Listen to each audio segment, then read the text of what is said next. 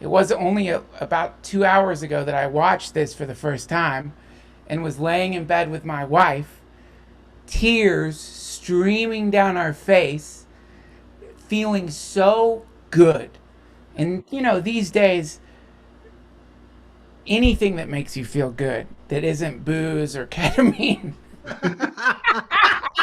Ketamine has never made me feel good. I found. Well, Yeah, yeah, we'll hang out sometime. yeah, One of the beautiful aspects of the documentary that you two made is that it really shines a light on how easy it is for love to get co-opted by the darkness, and how easy it is to all of a sudden feel ashamed for saying a thing like, you know what, that thing you made, I needed it really bad, because that thing you made showed me not only that it's possible for a kind of an alchemy to happen, uh, with things that started off pure but have been turned into something rotten, uh, but also it sort of showed that that alchemy isn't going to happen by being passive, and that it requires this action. And you didn't do it in a correctional way. You didn't do it. You just it from it. I was inspired to look at all the places I'm being passive in my own life, and whenever I'm confronting that sort of thing that you two illustrated is out there, and it really inspired me to push harder against those things. So on behalf of the audience that just watched this, I'm pretty sure that they would like to say thank you, because we all needed what you gave us through this documentary, and it's a damn shame that you don't get to be in front of a live audience hearing us give you the standing ovation that you two deserve, because you worked on this for 2 years and you deserve a standing ovation. So I'm going to give you one. Multiply that by hundreds and hundreds. That's what you deserve. Andrew C. asks, what was your first ever experience seeing a Pepe meme, and what was your initial reaction to the meme? Great question. I had been a fan of Matt Fury's comic books, so I had bought Boys Club comic books, and I'm a fan of his artwork. And so when I started to see Pepe as a meme, and I don't remember the first time I saw it, but whenever I did, I actually had this palpable sense of like, oh no, Pepe's lost. It was like seeing like a loose dog on the street, like running through traffic. I was like, oh no, you guys don't know what Pepe means. And so yeah, that was kind of my first take on it. And then like that sort of September, October 2015 moment where Pepe was used in Umpqua and then Trump retweeted it, there was a moment where I felt like crazy. I felt like absolutely crazy. My niece is the same age as Ursula. And Matt and I were at a playground and we were playing with the girls. And afterwards, Matt was like, oh, my best friend, Chris, works at this pizza parlor nearby. Let's take the girls over to the pizza parlor. And so we took the girls over to the pizza parlor, and Chris, who's in the movie with the tattoo, was working at the pizza parlor. And we get to the pizza parlor and we get free pizza. And Chris is bummed because the night before, the pizza parlor is next to this live music venue. And the night before, someone had come in who'd been like playing at the music venue. They'd come out of the show drunk. They walked into the pizza parlor, saw Chris's tattoo, and was basically like, everyone in the pizza parlor, there's a neo-Nazi working in the pizza parlor. He like called everyone out and like kind of threw like a little mini temper tantrum. And there was a moment where I don't know, I could see that this was really disappointing. And I felt, yeah, disappointing to Matt and certainly disappointing to me and Chris. Do you think you could talk about that disappointment a little bit? Like what if you could describe the look on his face? I think it would be really cool for us, because that's something there's no way to really capture that. Like, he talked about the burden of having made this thing that suddenly got turned into this like modern swastika. But can you talk about like what you saw in him? Matt and I, who had been like friendly and liked each other, but had not been like super tight. And Matt asked me for help. He was just basically like, I want to do something about it. And my take on it was, I don't know if it's going to be a documentary, but at the time it wasn't documentary. I was like, well, I'm an animator. I've worked in animation a little bit. I can try to help you create something about this Pepe story that will tackle this in a way that feels true to you. And that was my initial intention. But as that was starting to happen, it really occurred to me that this would make a good documentary.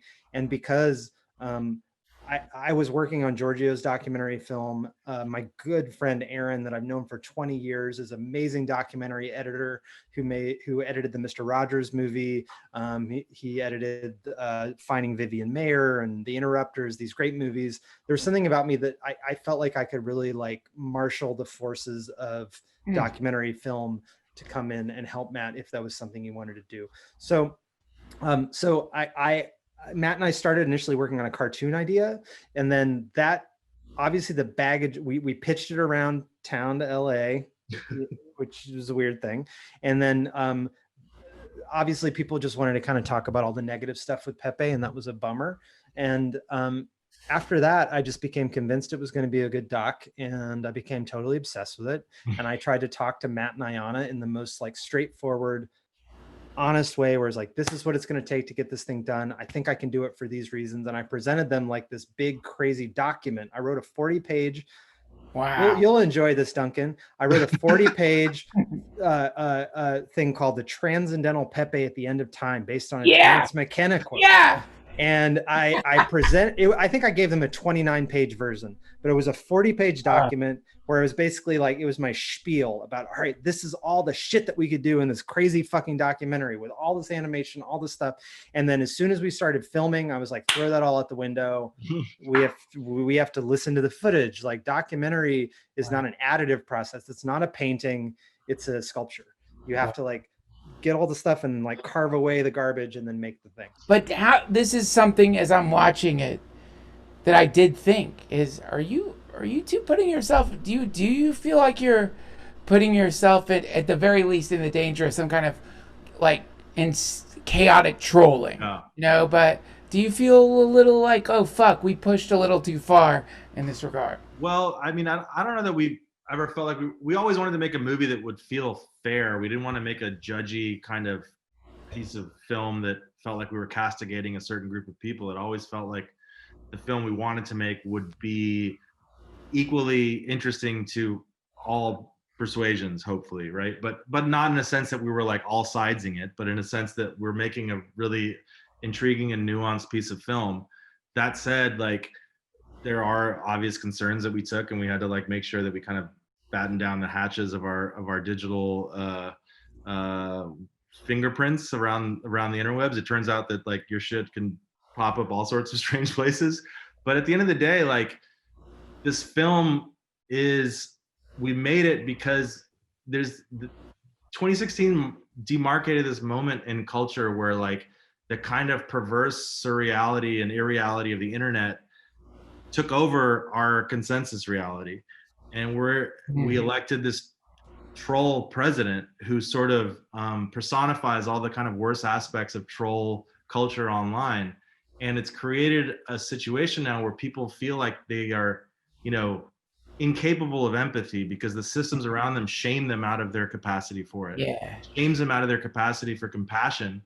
And we wanted to make a film that was fearless in that sense, to tell people like, fuck you, like, give a damn. Like, it's not like lame. Like, the thing I fucking can't stand the most is the stupid, pithy, trolly comment of cringe.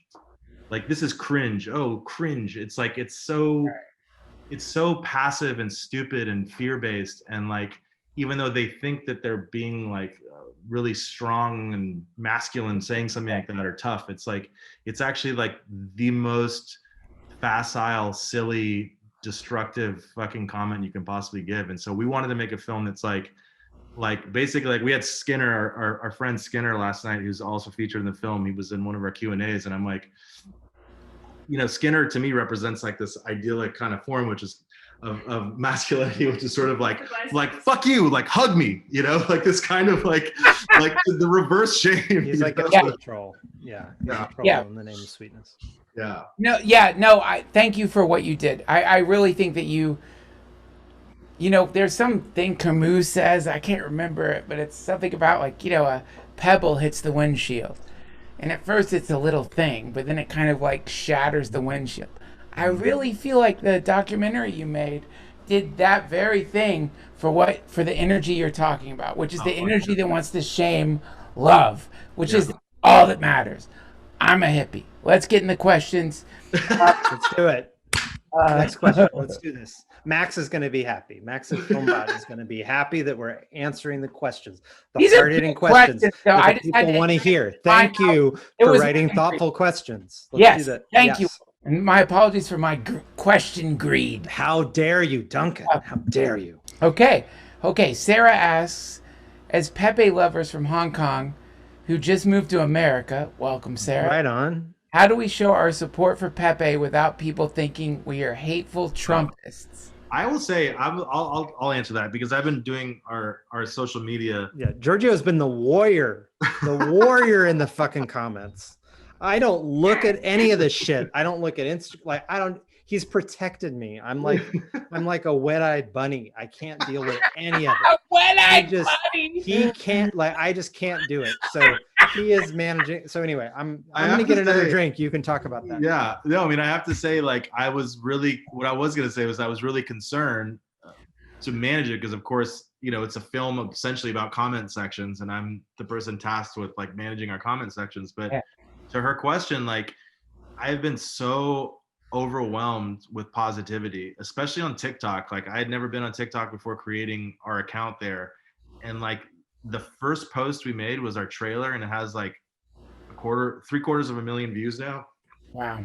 And all the comments are just like these Gen Z kids who just get it, right? Like there was no translation issues. It was all shorthand. Like they didn't need to be explained that this wasn't a movie about Nazism. They understood exactly what the movie was about, and they're like, yes, finally, like a movie that explains our love of this character and like what happened to him. And I don't know, it's been very rewarding. And I would encourage, who asked the question? What was her name? Sarah. Okay, wait, Sarah? Wait, hold on. Sarah? Yeah, Sarah. Sarah, I would encourage Sarah to speak freely because, you know, there's lots of you out there. And also Twitch, like Pepe is hugely popular on Twitch in very totally funny, meme-y kind of ways. So just go nuts, I would say, and welcome to America. Well, you know, if you want to think about it in terms of like, I don't know, a post-Freudian world. Oh, let's do this. Yeah, and you look at the idea of like the basement being the subconscious, and above ground being the conscious, and then you look at like what Carl Jung talked about, which is that if we repress the shadow side too much, it's going to appear as it's going to appear as a tyrant. If a person has a shadow, society has a shadow, and if society's repressed enough, it will appear on the main stage because that's how it works. And so the whole basement thing is the subconscious, right? That's the idea, right? And that's the basement. So 4chan or all that stuff is like the unspeakable. That doesn't really happen. I will say both the founder of 4chan and both the founder of 8chan found their way out. Yeah. They have both sort of decided to walk into the light, as you will. Yeah. They have both left the platforms, and they talk about the platforms with a sense of like intelligence and nuance, looking back on it as a sense of like sort of teenage self-discovery, but also something that they have to reject to move on with their lives.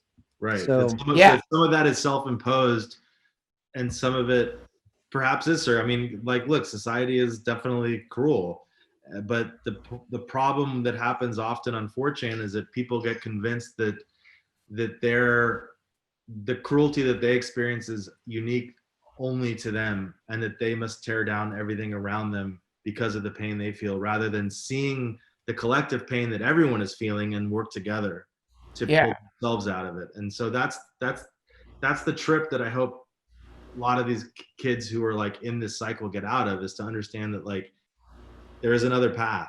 Well, to me,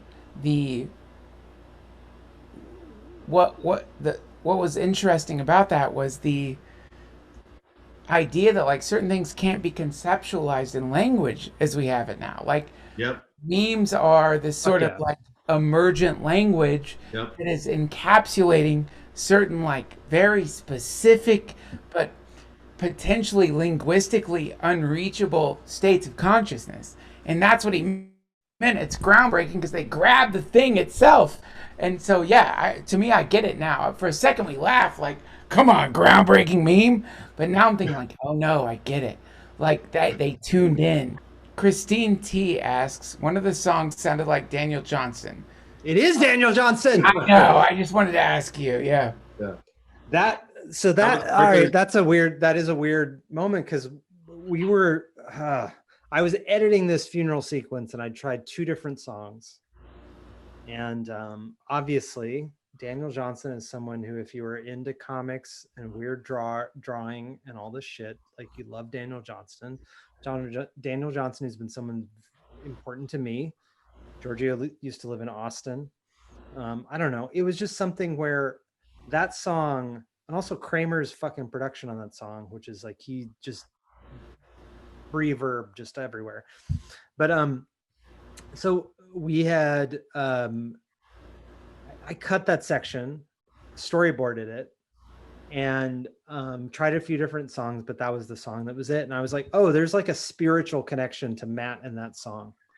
And so we also made this movie for no money. We made it for no money. So we reached out to Chris Swanson, who was our music supervisor, and was like, how do we get this song?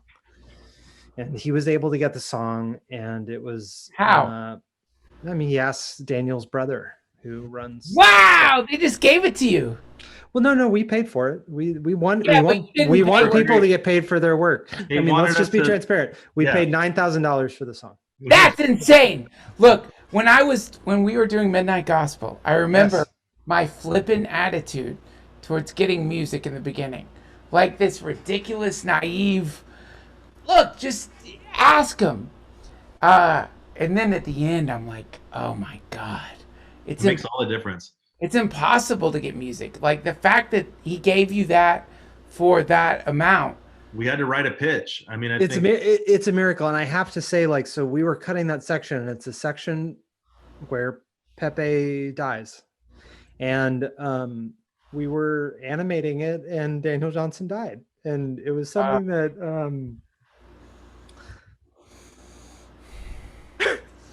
it was something that was like anyway. It was a lot. But anyway, I love Daniel Johnston. Sorry. Yeah. We were Nicole was animating it, and he passed away. And so I think it must have been the last song that he licensed, honestly. I don't know, but it was he would have been so happy. I think I would hope so, because I love him. I love his spirit. I love his music. I also love the documentary that was made about him. It was something that was extremely loaded when we were choosing it. And yeah, I love you, man. I love you so much. Your tears make me love you even more. I'm feeling embarrassed about this right now. You shouldn't. It's great. You should feel embarrassed, man. I remember when he died. I remember this film has been. I know that this film is about fucking internet trolls and shit, but it's like. Is that what it's about? No, it's not. It's about the connections that we made while making it. But it's like Well, that's what Daniel was always after. I mean, I had the fortune of seeing Daniel perform a few times living in Austin, and I got to be in bands with people who played with Daniel, and like he just elicits that kind of emotional response, because it's like his music is so indicative of the kind of yearning for human connection and love in a way that it was really hard to find the right song for that animation. And when Arthur came in one morning, he was like, okay, I found the song, and he played it for me. Like, I cried when I saw that, and I'm usually the one that cries. I say Giorgio cries at everything. He laughs at everything. Giorgio is like He's the audience member. Like Duncan, if you ever do like an hour or something, you need to have Giorgio in the front row. Oh, I love it. No, because he is the dude you need. But don't you Like, think that maybe I'll one be. of the, I'm He's sorry to cut you off. One of the reasons you might be crying, don't you think Daniel Johnston is the kind of person who in a different reality would have ended up on 4chan in the basement? Don't you see like the reason like in him? Totally. What advice would you give to a new filmmaker? Kyle. I never made a film before Feels Good, man. The first thing you need to do is just realize that you can do it all yourself now. It is something that you have the ability to do.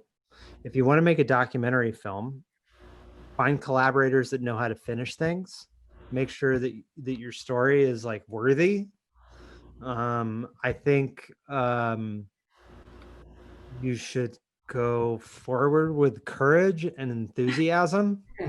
I think that you should be an intense inner self-critic, and if you are someone who truly wants to make things, you need to you need to experience some ego death. Yes. You need to be like, all right, some people come into filmmaking as like, oh, I'm going to be like hair director. I'm going to, none of that shit. None of that shit.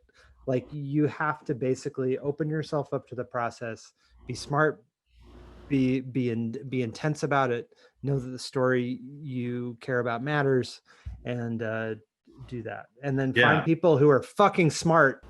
I have to speak on behalf of the audience here. They're not here. I don't know where they are. No. If you're into this, Duncan, I am just happy to. Yeah. I just have to say, thank you so much, because the very forces that corrupted Pepe in some sick mimetic black mass would like us to believe that once a thing like that has been corrupted, it's irredeemable. And your film gave a pure example of how that is a lie. And in that, opened up so many avenues of redemption for so many other symbols that have been co-opted by what Terrence McKenna called male dominator culture. And so, thank you for that, because it's easy to forget these days. It's easy to forget that there is a possibility right now for us to push back. That no matter how dark things seem, we can push back. And that's why I felt so lit up